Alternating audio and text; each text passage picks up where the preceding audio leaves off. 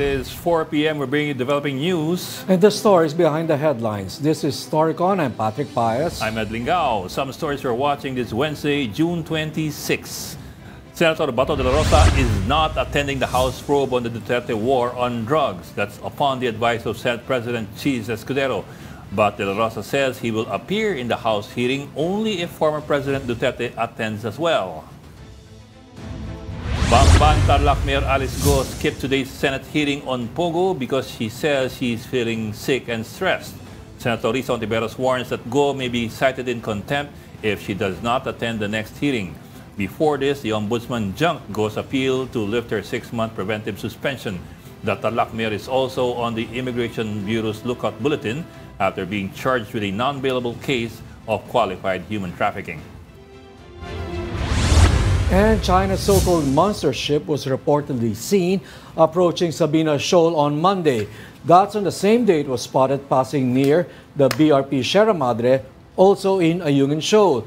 Maritime security expert Ray Powell says the monster also visited many spots in the West Philippine Sea this week, including Pag-asa, Patag, and Lawak Islands. Joining us today, Ana Marie Pamintuan, Editor-in-Chief of the Philippine Star and Storycon's resident political pundit. In the U.S., live, Ronald Llamas. Ba't natatawa si Ronald? Good afternoon and good morning to Ronald. Oh. Si Ronald, di lang natin nakikita. Pero nandyan yan.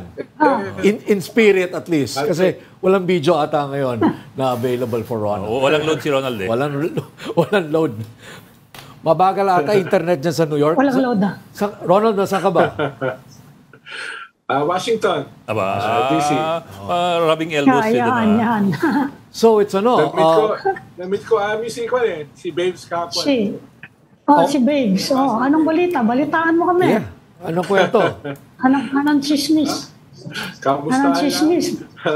Nag-grill si Babes nung Ronald, nag-grill si Babes nung isang araw sa Senado ni Senator Amy Marcos. Doon daw sa interview niya with Richard Heydarian, kung saan sinabi daw ni Babes na he had to beg Duterte to go easy on the suspension of the VFA para maipadala na rito ng US ang mga bakunang binili natin. Babes nga pala, no, is Ambassador Babes Romualdez, Eduardo Romualdez. Eduardo ba siya?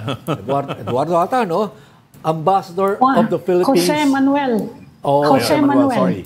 Okay, Ambassador of the Philippines to Washington. Yan. Okay, so Magmula pa ng panahon ni Duterte, kaya at that time siya yung kausap dun sa negotiations for the bakuna. Tsaka pinsan ng presidente. Pinsan ng presidente.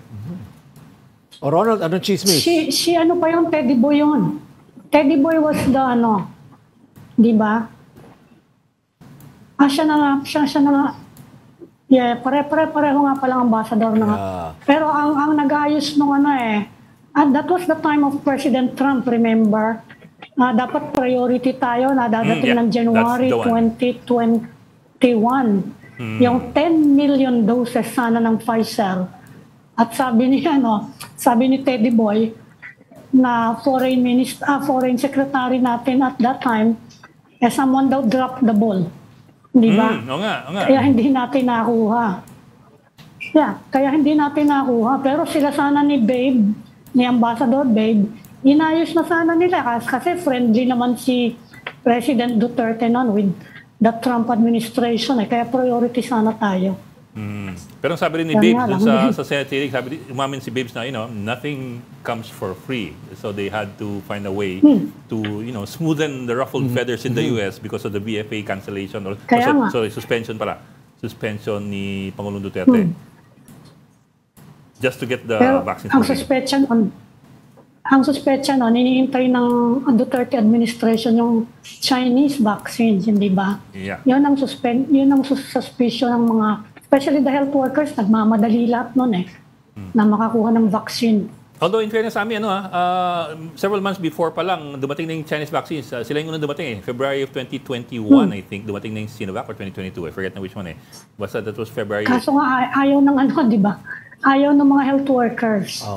Well, I think also, to be fair, the U.S. did not exactly release Pfizer vaccines until Much later. Nauna yung Moderna much later, oo, di ba? Nauna yung Moderna Yes. Yun, oo. Oo. They only released much later Yan na nga. nung nabakunahan na lahat ng mga Amerikano. I think that was US policy. Vaccinate the Americans first. Yes. America first. Which I suppose is understand. Yeah, it's international Your interest. Ganun talaga constituency first. Ganun talaga, di ba? Mm-hmm. Oy, Ronald. Teka, ba't tahimik si Ronald? Ano si Ronald? Ikaw hindi din namin si Inaantok yan, inaantok. Isang oras pa lang ang tulog yan. Hindi namin napag-usapan yung anti-vax campaign. Kwentuhan lang. Tapos bukas, may meeting yung subcommittee dito sa US Congress. Dun sa Indo-Pacific, si Congressman Yang na naglabas ng strongly worded statement tungkol dun sa nangyari sa Ayungin last week. Si Congressman Yang, yung head ng Indo-Pacific Committee, na bukas ang agenda yung nangyayari dito sa South China Sea. Pero nabasa ko yung statement niya, balot sa China dun sa ginawang paglusob dun sa ating mga lapsop. Ayun. Si Ronald, napakita na. Yan, okay. Teka, Ronald, baka naman kaya ka nandyan sa US baka meron ka rin inaabisuhan tungkol dun sa US debate sa Biyernes. Baka mamaya kasama ka sa advisory panel lang kung kani-kanino. Oo nga, excited na ako manood sa Thursday eh. Ito Thursday yung debate. Thursday dyan, Thursday evening. Pero ako medyo tumataas ng konti si Biden. No? Parang 1% yung lamang ni Trump. Dati mas malaki. Hindi ko pa alam kung bakit. No? This is based on what survey, Ronald? Ngayon, kaya very crucial yung debate. This is based on what survey, Ronald? Kasi nakita naming Fox survey right after, I think, the conviction. Not right after, but basically after the conviction, it shows that Biden has already caught up with Trump in the opinion poll. So, medyo it's a tight race. Either tied o lamang ng 1%. Statistically tight na. Okay. Saka ang problema sa mga survey, Ronald, remember yung laban noon ni Trump, sumemplang lahat ng mga survey firms noon, Right. Mm-hmm. Yes. Yung nanalo Yes, lahat sila nagtataka, lahat sila nag-postmortem kung bakit, kung ano nangyari, bakit pumalpak lahat sila Yes, diba? dahil maraming mga voters si Trump na nahihiyang sumagot sa survey na Trump sila. Pero pagdating ng botohan, bumoto talaga sila for Trump. No? Kaya minsan hindi dependable yung surveys dito. Right, okay. And during the midterms in the United States, when everybody was expecting a red wave or the Republicans to sweep the midterm elections, hindi nangyari din, Ronald. Yes. I understand. So you have a situation, and at least two election cycles where the actual voting kind of frustrated what the polls were saying. Yes. So kaya parehas nagkamali. Yung survey na matatalo si Trump, nanalo siya. Yung survey na mananalo yung Republicans, natalo yung Republicans. Especially sa Senate.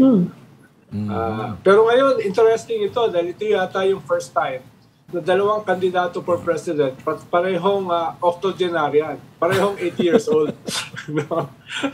Ito yata yung pinakamatandang presidential debate. And not only that, rematch pa to, Ronald. Rematch, can you imagine? A rematch between senior citizens, between the candidates in their 80s. May tanong ako dun. He was convicted of 34 counts. But I also understand that he can still run for public office. What gives? What is it in the law that says that in U.S. laws that says that even after conviction he can run? Is it that because he can still appeal, or how does it work? Kasi 34 counts 4 years possibly behind bars. Yeah, hindi ko kabisado yung law rito, no? Pero ang alam ko ay pwede siyang tumakbo kahit siya ay convicted dahil partly may mga appeal process pa. May mga appeal process pa. Ang alam ko, technically, kahit nakakulong ka, pwede kang tumakbo And later on, you can pardon yourself. Technically, theoretically. Theoretically. Ayos pala dyan. Mukhang si Biden, ang sabi niya, hindi niya gagawin yon. hindi niya ipapardon yung kanyang anak. Na na-convicted. No? Okay, pero Ronald, I think ang mga Pilipino ngayon, before we go to Friday's debate, senatorial debate, I mean, pinagtatalunan pa rin dito. I mean, you're saying there's been a lot of weighing in on the Duterte's announcement yesterday, that was broken yesterday. There's a lot of disbelief. There's a lot of people saying na mali yung decision na yun, na matatalo yan and all that. I guess you're the only one saying na it's a perfectly reasonable and practical response given the desperate situation that the Duterte family is in right now. Na ito, you're not surprised, in short. Yes. There is method in the madness, sabi nga. No? Yun ang nakikita natin dito. There is method in the madness. Kaya, sabi ko naman kahapon, hindi ko sigurado kung this will work. Pero considering their situation, their backs on the wall, the ICC mukhang papasok at yung kanilang allies at political base ay nauubos. Even yung kanilang mga senador ay nagsisimulang mag-buckle. Halimbawa, si Francis Tolentino most probably ay aalis sa kanilang slate. At mismo si Bongo ay binabarata ni Baste for keeping silent. Tapos, they're under attack, extreme under attack. Ang ginawa nila ay tinawag nila yung lamesa. No? Ginawa nila yung hindi inaasahan ng kanilang mga kalaban. No? At they went on the offensive. Rather than defensive sila, they went on the offensive. Tingin ko as a tactic ay for now, yun yung best na pwede nilang gawin. Hindi sila pwedeng maghintay lang na maubos sila. Hindi sila pwedeng maghintay lang na maging defensive sila. Pero Ronald, sabi mo nga, tingin ko, sabi mo nga, there's method in the madness. Well, pero that's another thing. No? Pero limited yung options nila. Will it work, Ronald? Hindi, kaya nga sabi ko... Ibig sabihin, obviously, they want to stay politically relevant, ano? Kasi nag-aalisan na sa kanila yung mga kaalyado nila eh. Pati nga si Bongo na loyalist ni Duterte. Tinatanong nga ni Baste, asan ba loyalty mo? So, yes. But will it work? Actually, maganda yung reaction ng Duterte camp. Pero yung ibang mga tao, ano kaya reaction ng yung mga traditional allies nila na nag-aalisan na? Will it work? Well, it might not work. No, it might not work. Pero ang sinasabi ko lang, limited yung kanilang options. At itong options na ito ay practically just to survive. Ang layunin naman nila ay hindi talunin yung slate ng administration. Ang layunin nila is to survive. And after surviving, ay ipakita na sila pa rin ang frontliner. Sila pa rin ang frontliner going into 2028. Either Sara o yung si Baste.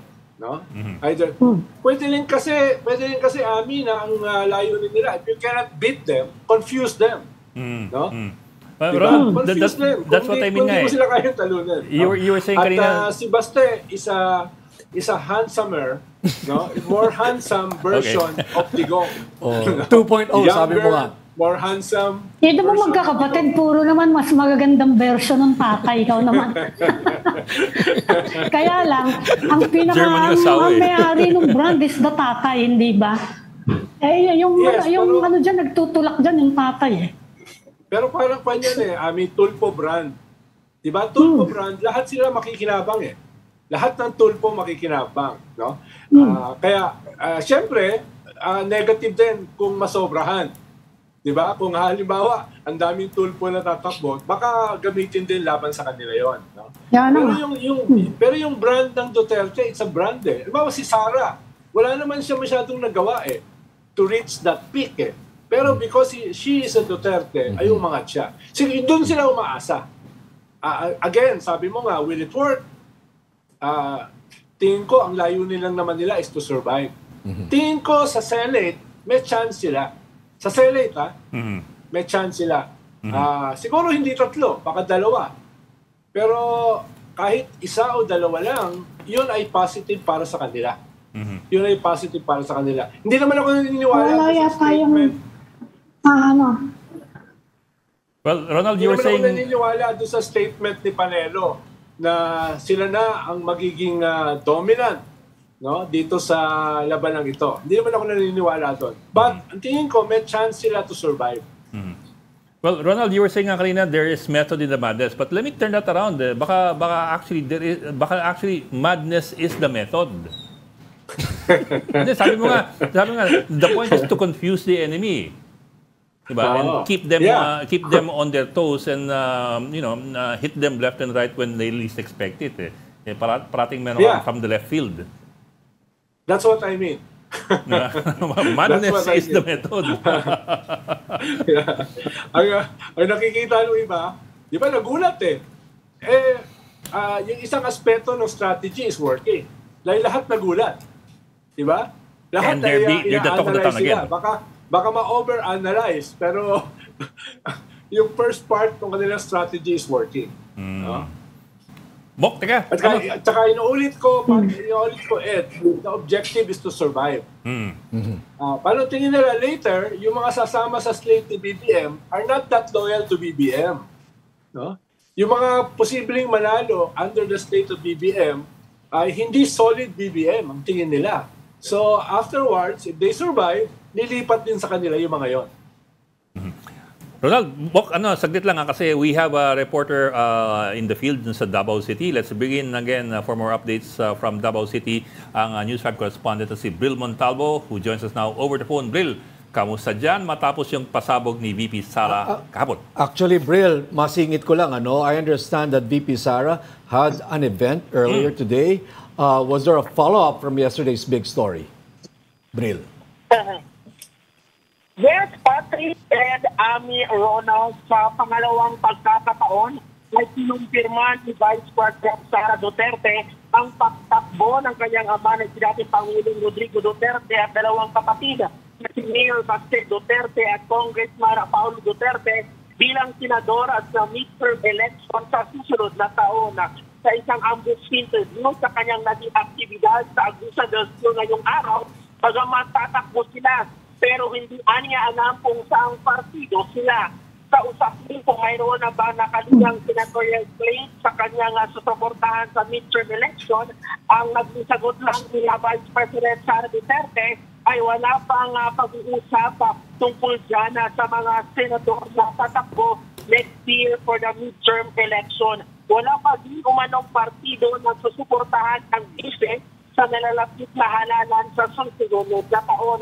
Tinanong din si Duterte kung kumusta ang kanilang ugnayan ni Senator Bongo matapos itong punain ng kanyang kapatid na si Mayor Baste doon sa nakaraang mag-isip rally nito sa Pampanga, pero ang sagot lang ng VP, no comment.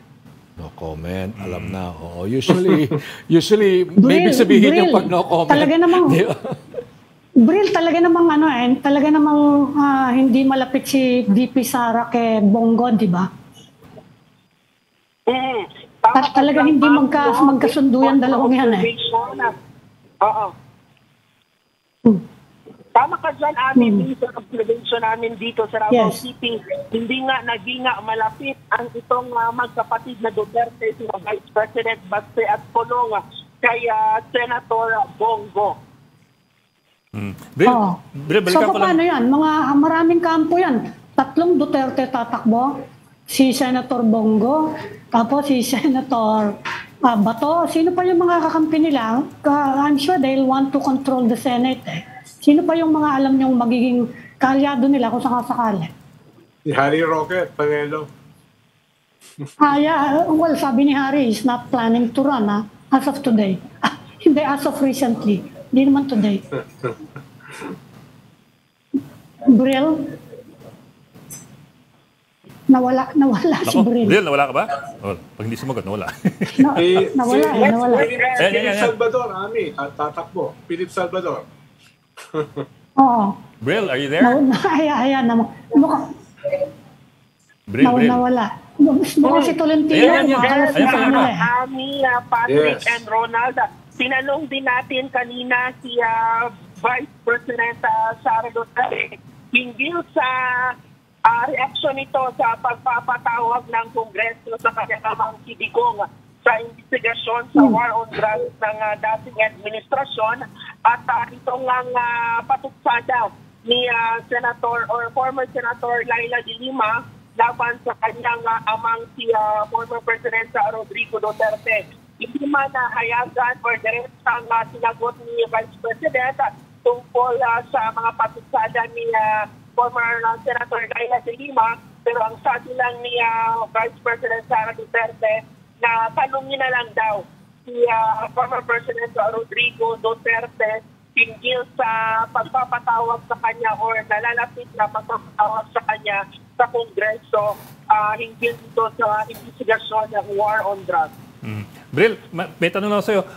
May paglilino na ba doon sa panukala na tumakbo si Paulo sa 2028 bilang Pangulo at si VP Sara bilang alkalde ng Davao? Kasi as of yesterday, ito nga kwento kahapon as of yesterday, ang sabi mo, ito lamang ay payo ng kanilang nanay sa kanila na tumakbo si Paulo bilang Pangulo at si Sara bilang Mayor. Pero wala tayong linaw kung ano naman ang gustong gawin ni Sara at ni Paulo. Yes, kanina nga sa host interview ni Vice President Duterte ay hindi pa rin malinaw kung tatakbo ba bilang Pangulo ng Pilipinas sa darating na 2028 presidential election. Ito nga si Davao City Mayor Sebastian Duterte maging si Vice President Sara Duterte sa kanyang pagtakbo bilang alkalde ng Davao City. Ang kinumpirma lang ni Vice President Sara Duterte kanina ang pagtakbo ng tatlong Duterte sa Senado sa susunod na taon. Okay, so wala pa clarity doon. Sorry, Baste pala, hindi Paulo. Okay. Baste. Yes, tama ka so, dyan. Wala pa siya. Klaro or hindi pa malinaw kung totoo bang tatakbo si Baste bilang Pangulo sa 2028 election. Bagay, layo pa Anyway, yan yung malayo pa. Malayo pa Tsaka medyo disingenuous. Very significant. Medyo disingenuous dahil if it's 2028 is still a long way off. Yeah. And strictly speaking, the conventional wisdom is that if you do plan to run, you don't announce it because you're not 2 elections away. Yeah, you're just inviting demolition jobs. Not 2 elections away, especially. So I guess we should look at that announcement in that light, in that conventional wisdom light, no? Na Patrick, yes. tingin ko i-calculate pa nila kung sino yung mas aangat. Right. Si Sara na nagsisimulang bumaba. Right. Si Baste na nagsisimula pa lang i-propose as a possible candidate. Sabi mo nga, in the Ronald, next 4 years, yan ang titignan nila. Sabi mo nga, Ronald, Duterte 2.0 na mas pogi. So pwedeng umakyat. I think that's what Ronald is trying to tell us, no? Pwedeng umakyat kasi clearly yung ate bumababa. Saka ito yung Duterte 2.0 na pwede mag-surfing, hindi lang jet ski. Surfer pa. Pero significant na they tossed the idea na, no? They did. Tumakbo si Baste. Might be a trial balloon Might be a trial balloon. It's a trial And of course, it's significant na kumambyo ngayong araw. Kaya purong sulong na naman yan. Hindi ba? Kaya medyo magulo. Pero Ronald, do you think, hindi ba? Pwedeng sinabi din nila yan to deflect heat nga from Sara. Dahil nakikita naman natin kung anong ginagawa ngayon kung anong ginagawa kay VP, pati siya nagrereklamo, di ba? Pati yung leg niya, ginagamit ng sample, may sumasaksak daw sa kanya. Tawa di ba? Hindi ka ba natawa doon, Ami? Oo. Di ba? Meron daw nag-attempt na pumatay sa kanya. Kaya nga. Pero kapag ganyan na nabanggit mo, di man ako tatakbo si Baste. Di ba? Siya ngayon ang tututukan, di ba? Yun, pwede, di ba? Ayan. Posible yun. Di ba? Para mabawas-bawasan lang, di ba? Yung tutok sa kanya. Na mahihiwala yun Di ba? Ayan si Vice President. Huwag mong kalimutan, Ami, ang mga Duterte. Tuwing tatakbo silang mayor, or tatakbo silang presidente, sinasabi nila hindi sila tatakbo. No? May predicate. Tapos magpo-file ng COC sa ibang posisyon. Bahagi na kanilang strategy, parang disabawan ng power. Hindi sila interesado sa kapangyarihan. No? Pinipilit lang sila na tumakbo. Yeah, right. Kasama sa narrative nila yun eh. Naalala mo na 2015, di ba? Hindi ako tatakbo. Ganon din for mayor. Hindi lang natin alam yung ginagawa nila for mayor. Pero sinasabi nila, hindi sila tatakbo for mayor. Halimbawa, hindi naman nila iiwanan ng Davao eh. Di ba? Nandun yung mga Nograles eh, gustong kunin yung Davao. Kaya I think baka dito sa sinasabi nilang 3 na tatakbo for the Senate, baka 2 lang. Baka yung isa may iiwan sa Davao. No? Hindi nila iiwanan yung kanilang bailiwick. Unless si Kitty ang papatakbuhin nila. Pero, hindi mangyayari. Oo. Pero Ronald, remember yung pagka-president noong 2015, si former President Fidel Ramos, sinabi niya, talaga daw pinilit lang nila si Digong at that time matumakbo. Pero baka inakala niya. Ko yun. Hindi mo lang. Baka Hindi ako inakala niya. naniniwala ron. Hindi ka naniniwala ron. Yung akala niya, yung maong... ni FPR. Yeah. It's nice to tell yourself that, right? I convinced him. Nasa birthday party ako sa Green Hills, nandun si Erap, tapos dumating si Digong with Bongo and one more. Tapos ang pinag-usapan nila, ina-arbor ni Digong si Ben Jokno at saka si Liling Briones to be part of his kitchen cabinet. That was February 9, 2015. Nung height na sinasabi niya na hindi siya tatakbo. Even the Aquino government, even si Lamar, ay naniwala na hindi siya tatakbo. Pero alam ko for a fact, nandun ako eh. Kasama ko yung undersecretary ko, si Bobby Garcia, ang inukuha ni Digong si Jokno at saka si Liling Briones to be part of his kitchen cabinet. So earlier on, talagang may decision to run. No? Bok, sorry, although pinakita niya, si Bill ata, pakulan natin. Dahil tumuloy si Grace po, sabi niya, tumuloy si Grace po eh. Wala sana akong balak tumakbo si Grace po, tatakbo na rin ako. Bok, teka, let's release muna Bill Montalvo kasi he also has to cover eh. So, while we continue this discussion. So, sinasabi mo, Ronald, nung kasagsagan sinasabi hindi siya tatakbo, bumubuo na siyang gabinete. Yes. A kitchen cabinet. May mga karpentero na siya ganun. Well, Bok, I don't know if you remember in 2016 when we had him here, there was still no at News 5. Yeah. We had him here, just a story. Maybe this will help, help everyone understand Duterte, what goes into his mind, yung ano niya, We had him here, and he was denying that he intended to run. He was going around the country to campaign for federalism. That was the cover. But at the same time, you talk to his aides, and the aides would tell us, tatakbo yan. So, while verbally, officially, the official word was that he was not running, that the aides were telling us privately that he was running. So, kaya nga, madness is the method. Madness is the method. Baka kasama din sa strategy si FBR, ano? You know, political strategies din yan sila FBR, eh. Remember? Counterintelligence, baka alam diba? din nila yun. Pwede. Pero bilib kami na last minute candidate siya, Sa ngayon, ewan natin kung anong.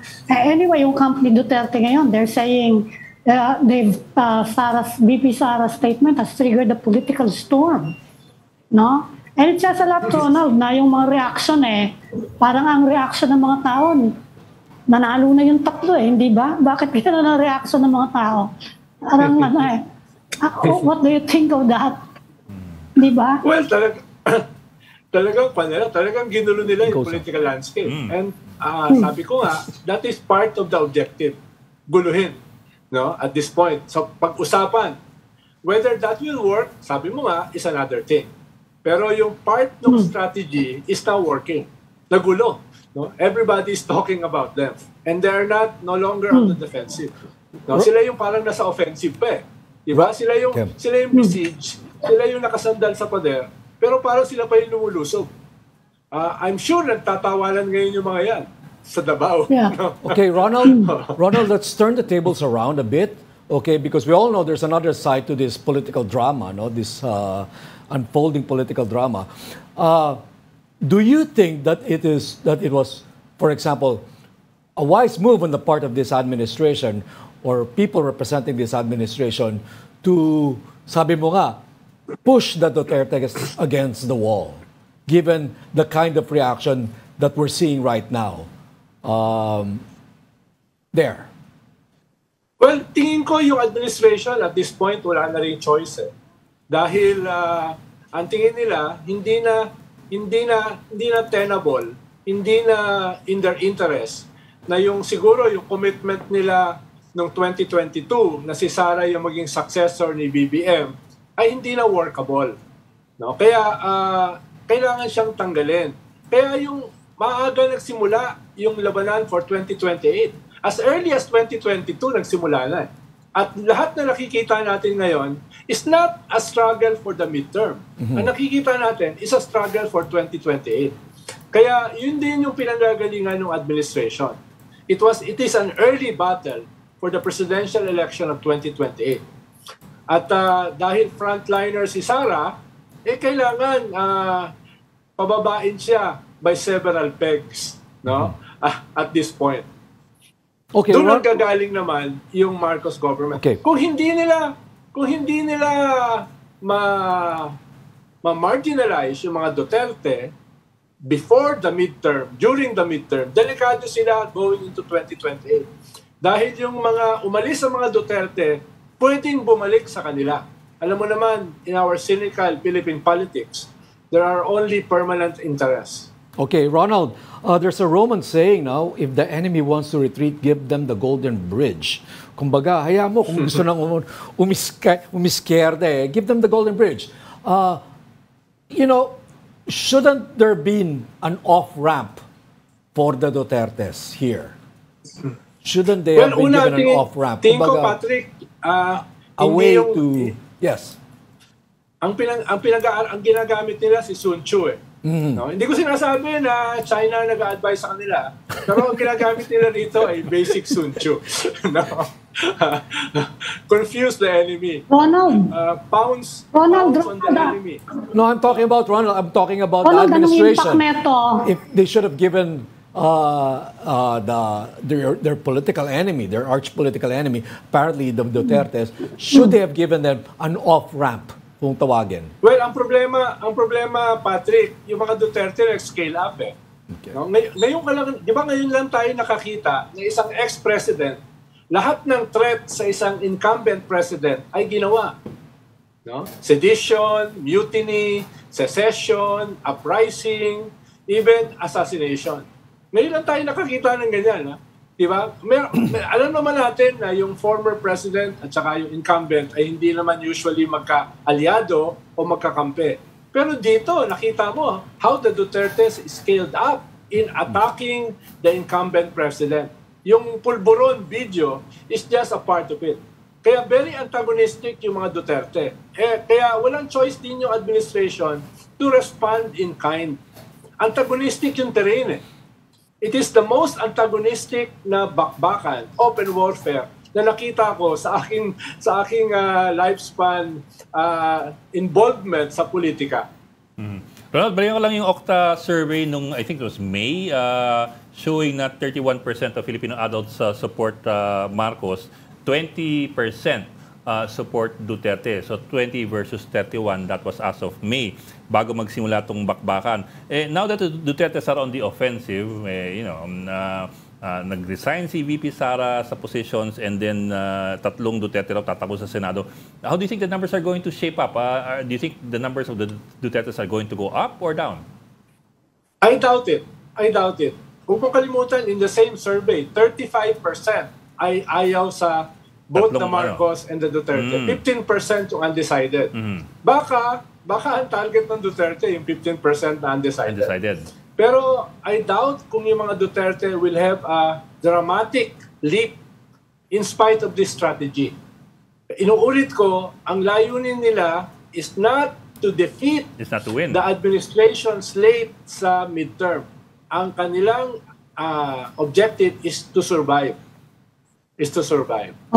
Okay, sige, Ronald, Ronald, ano impact neto dun sa yung presumptive standard bearer ng Marcos clan in 2028, si Speaker Martin? Anong impact netong announcement sa kanya? Negative, positive? Well, ang tingin ko si Martin, ang kanyang political objective pa rin is charter change. Tingin ko yun yung kanyang political objective.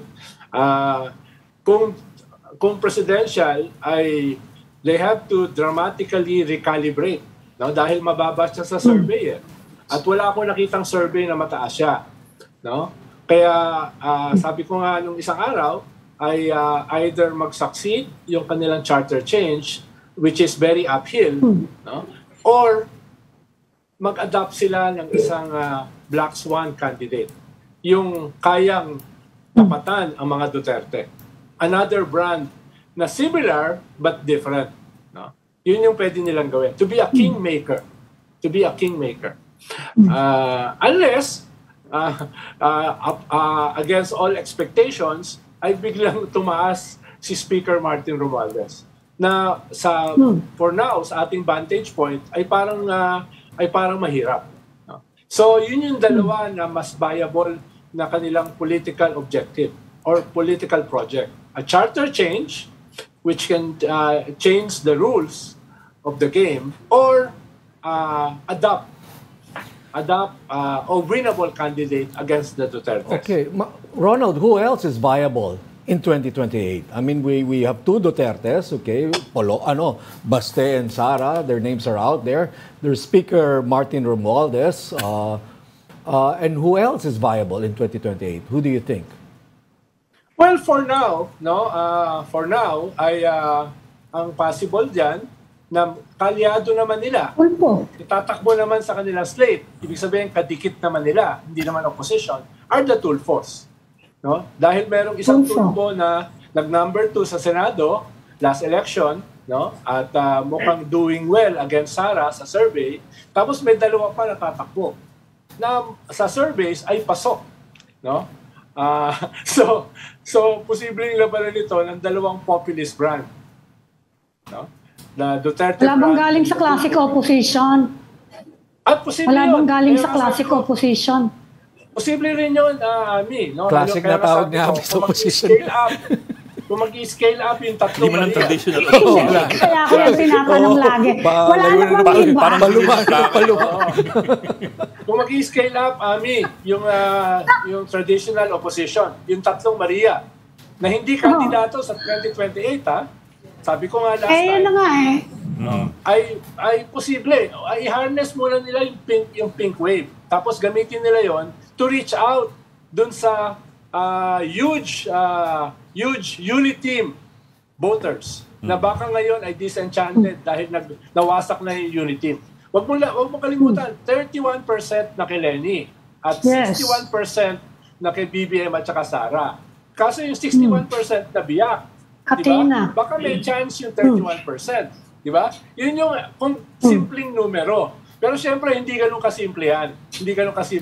Dahil you have to consolidate yung nakuha mong 31%. No? Hindi mo sigurado kung nasa na yan in 2 years. Diba? It might be dormant. It might be waiting on the wings. It might be. Pwedeng nalusaw na rin.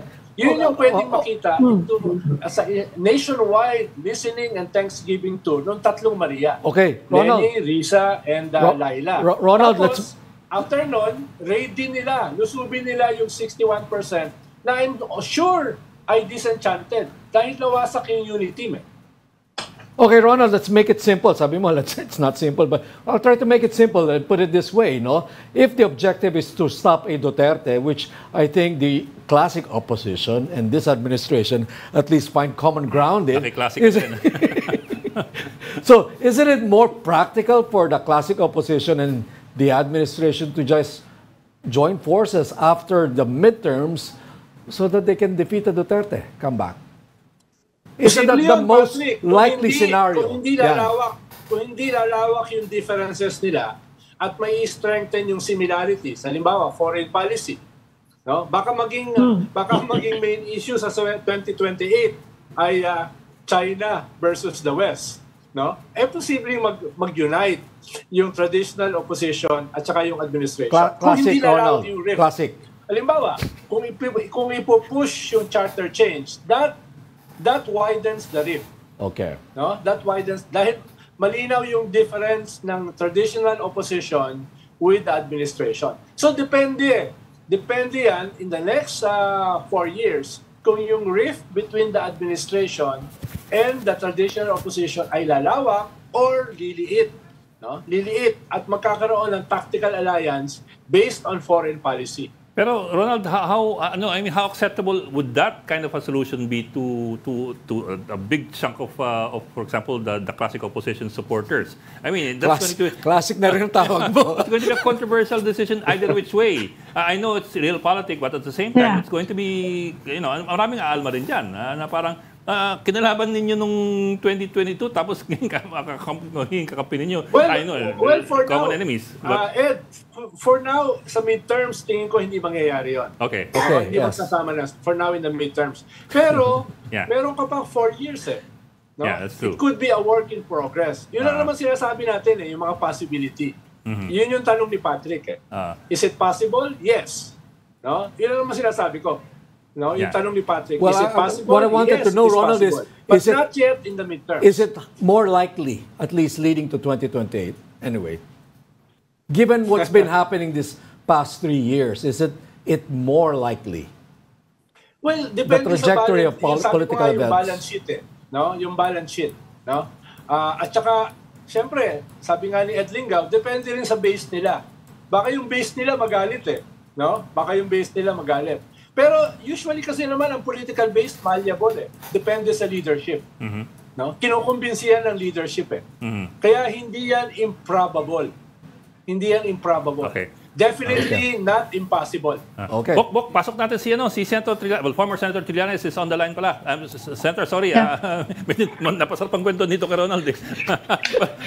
Ayaw paawat Ayaw paawat. Sir, can you hear us?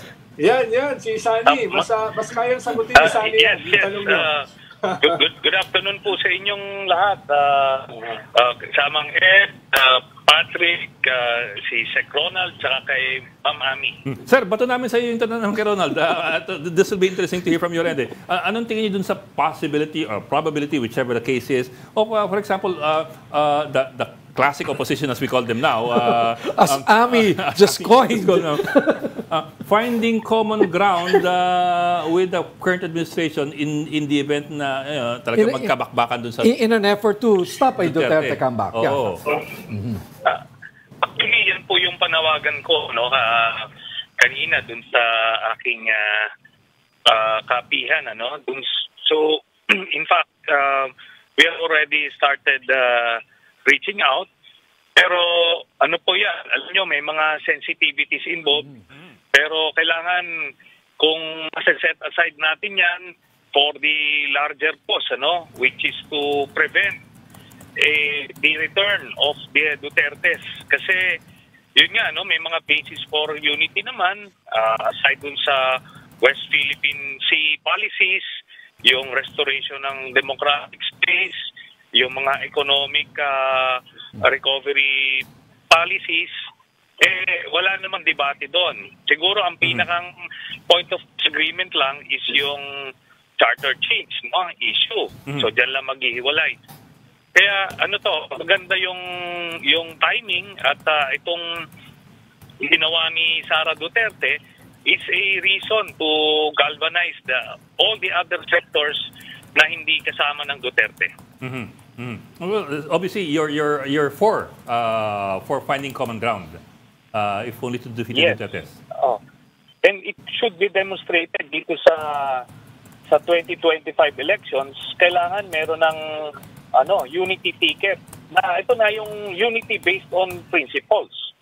At pwede nang ma-absorb itong mga kandidato ng independent opposition. Ayan, sina Senator Kiko, sina Senator Bam, para ma-demonstrate yung pag-join forces na yan. Senator, are you willing to serve as facilitator para sa ganyang klaseng unity? Di unity, ma-unity. Ibang klaseng unity Opo. naman. May nabuong ano na po bagong tayo, unity. We have started reaching out dun sa iba't ibang mga personalities involved. Yes. Medyo positive naman yung initial reactions, kaso kailangan lang upuan pa ng mas malalim para masakatuparan talaga. Sir, when you say we have Mga started senator reaching ba yan? out, You're reaching out Yes, to sir. senators or to local officials? Hindi po. Sa mga Senatorial. sa kampo ng mga ilang kakandidatong senador, at the same time, doon naman sa mga nagbubuo ng ticket ng administration. So, Sir, pwede po natin yes, sir.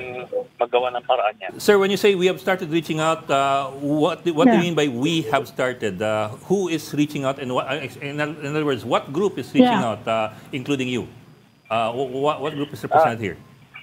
Okay, yeah, alam niyo po, mahirap divulge siyempre prematurely ng mga personalities involved, pero ako po mismo ang nagre-reach out dun sa mga iba't ibang grupong involved. And Okay, Senator, you mentioned the names Kiko Pangilinan and Bam Aquino. So, what is the likelihood of these two finding themselves in the administration ticket? It depends kung paano gugulong yung mga sumusunod na pag-uusap, no? Kasi kung i-reject yan ng mga prospective candidates, o kung i-reject din nung Marcos administration, edi wala akong mangyari. Kailangan meron pong consensus. Pero nandito pa lang naman tayo sa panawagan, sa exploratory talks para kumaga trial balloon na rin ito dun sa respective political basis kung acceptable yon. Kasi pag nakita ng mga ang reaction ng mga pink forces, pwede naman gawin of the larger cause, no? Pagka nakita naman yung mga Marcos political base, okay din naman. Hindi mas mapapadali doon sa mga decision makers na magsanib pwersa of the larger cause of obliterating finally itong Duterte forces. Okay, Senator Trillanes, nakausap niyo ba sila Kiko at sina Bam? At are they open? Let's start with that po before asking kung open yung administration ticket sa kanila. Are these two people, these two former senators, open to joining a Marcos administration senatorial ticket? Okay. Wala po tayong sinasabi na sila mismo yung nakausap natin, pero meron na tayong pinadalahan ng mensahe na kumbaga nasa inner circle ng some of these prospective candidates. Okay. Have you reached out to the camp of Leni Robredo? Nag-send na kayo ng feeler sa kanya? Hindi na po siguro kailangan kasi si VP Leni, nandoon na po siya sa Naga mag-atakbo. So hindi siya party of interest dito. I think ang pinakang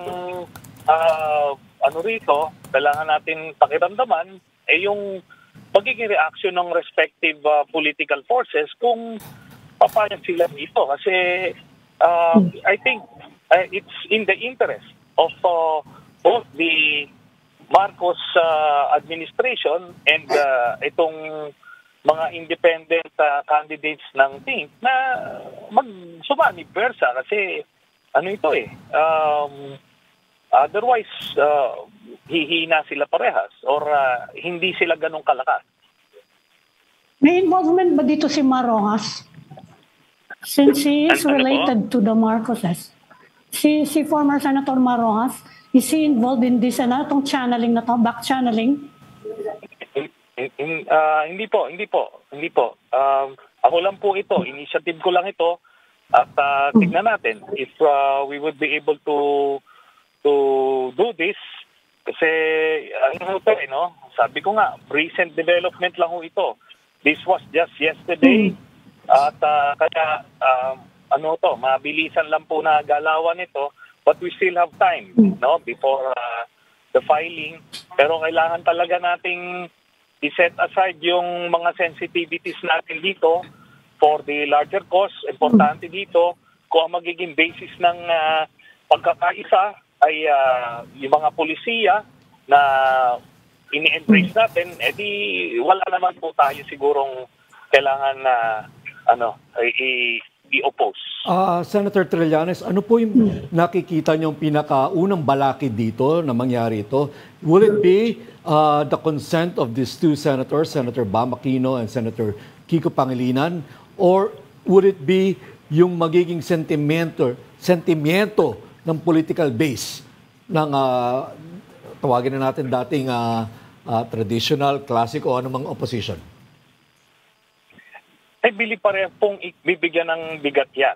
Pero siyempre yung mga sensitivities or ultimate political assessment ng mga prospective candidates would matter first. Kasi kung hindi talaga kaya nila tanggapin, edi hindi ho mangyayari.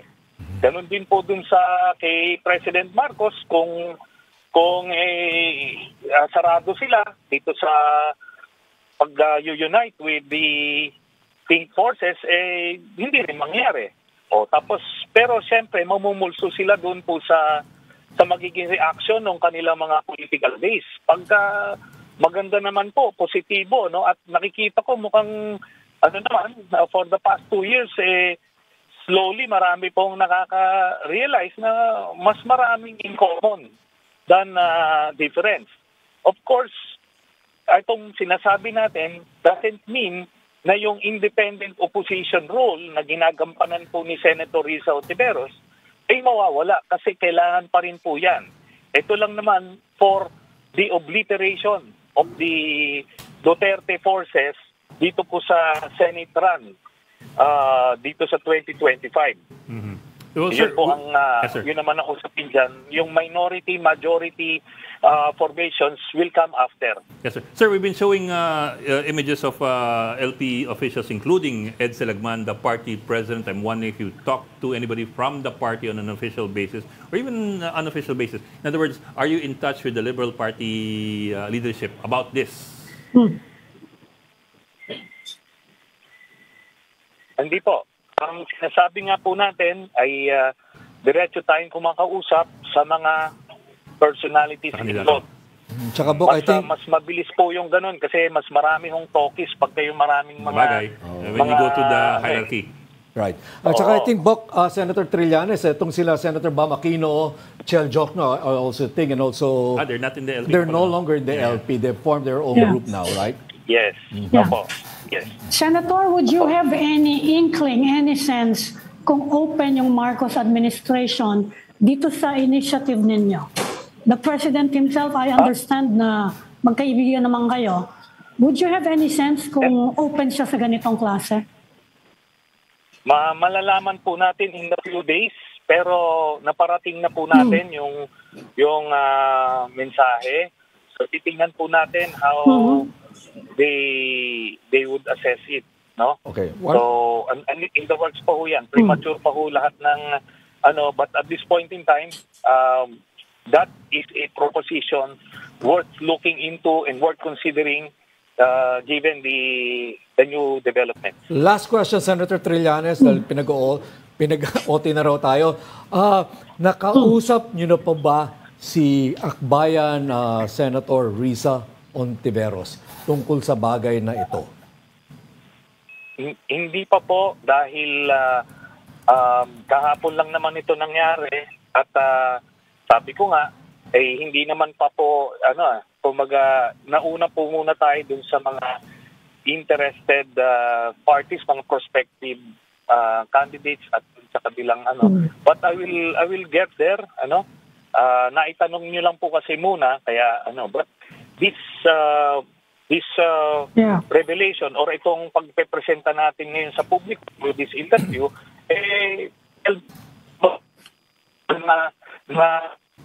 days ng Marcos Nation kung tanggap ba ito ako naman if will crucify me for even propose or thinking about this proposal, okay lang sa akin. But I just Sir, teka, pahabol, bago tayo magano. Last test question, dahil nandito na rin eh. Ito talagang gusto natin malaman eh. Okay. ICC, anong balita sa ICC? Matatapos ng June at July. Oo, ang haba ng usapin before na maaring by July merong mangyari.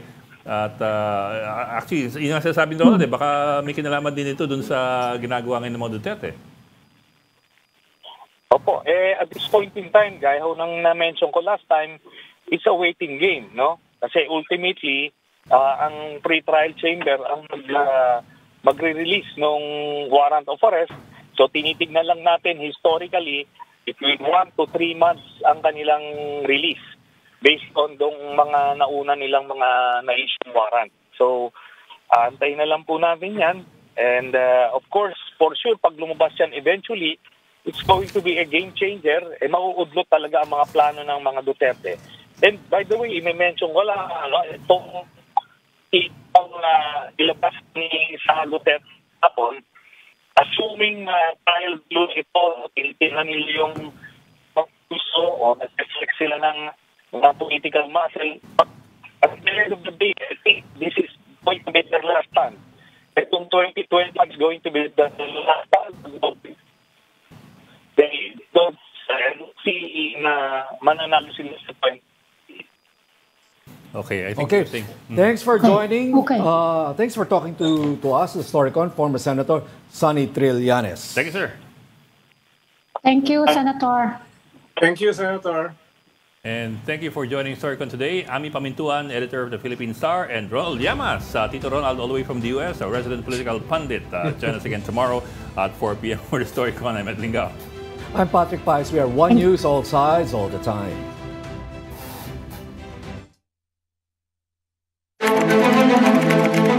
This is the Story Conference Group or the Storycon Group.